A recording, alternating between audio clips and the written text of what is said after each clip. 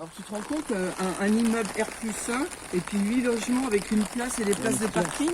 Là j'ai rencontré la personne qui fait le coin, là où c'est marqué A16 là, qui m'ont dit la pétition que vous nous l'amenez, on la signe et on va aller voir les gens, tous ces gens qui sont là, en leur disant qu'on propose plutôt un espace vert à encore des logements dans la mesure où on a quand même pas mal de logements sociaux et privés là dans ce coin là quoi.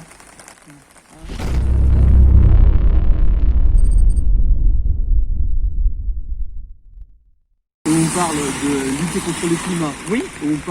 On parle aussi de remettez-nous des coquelicots. Tout à fait, ils bétonisent un maximum. En plus, dans cet endroit, quand même, on peut pas dire qu'il n'y a pas eu de construction. On peut pas dire qu'il n'y a pas eu de mixité, parce que la mixité a été répétée. On a donné Donc, quand même. voilà. Donc là, il serait quand même intéressant de préserver le lieu vert et le rendre aux habitants. Bah oui. Nous sommes dans le sud d'Amiens, dans le quartier de la Fossolerie. Ici, de nombreuses constructions ont vu le jour, réduisant drastiquement les espaces verts. Mi-décembre, Manisson a reçu un plan de la municipalité. D'après le document, une quinzaine de logements sont prévus, dont 6 pavillons, un parking en plein air et une place publique. Un ensemble qui pourrait loger plus d'une soixantaine de personnes sur un espace très restreint. Dans ce quartier, les chantiers peuvent être coûteux, le sol est pollué et nécessite une profonde dépollution avant construction. Cette dépollution peut être réalisée plus ou moins profondément, ce qui peut pousser les promoteurs à éviter de construire des parkings en sous-sol ou de simples caves. C'est le parti pris des récentes constructions. Entourées de parkings extérieurs bitumés, elles ne laissent que de fins passages bordés de talus. Pourtant, en 2015, les habitants de ce quartier alertaient déjà sur les trop nombreuses constructions et la perte de surface végétale. Le maire adjoint de l'époque, Martin Domise, avait rappelé que le nombre de logements avait été pourtant revu à la baisse. Des déclarations qui contrastent avec la réalité du quartier de plus en plus dense.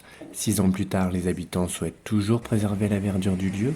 À la place d'un énième projet de construction, le comité de quartier propose la création d'un véritable poumon vert et lance une pétition pour défendre le projet.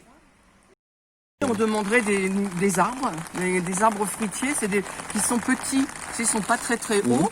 Et puis à la limite, chacun le jour ils viendront ramasser. Même le comité de quartier pourra dire il y a des fruits qui sont mûrs, vous pouvez venir en chercher. Voilà, on ferait gaffe à ce qu'ils soient bien.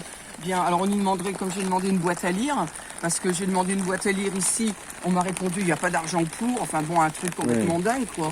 Alors que là, t'asseoir en plein soleil des personnes d'un certain âge, que là, ils seraient ombragés, et puis on demande un panneau d'affichage pour passer un certain nombre d'infos. Pour ces habitants, la réappropriation de l'espace permettrait davantage de socialisation tout en préservant des terres cultivables près de ce grand tilleul. Le projet proposé permettrait quant à lui de mettre en valeur des variétés anciennes d'arbres fruitiers et pourrait s'inscrire dans un dispositif régional et participatif.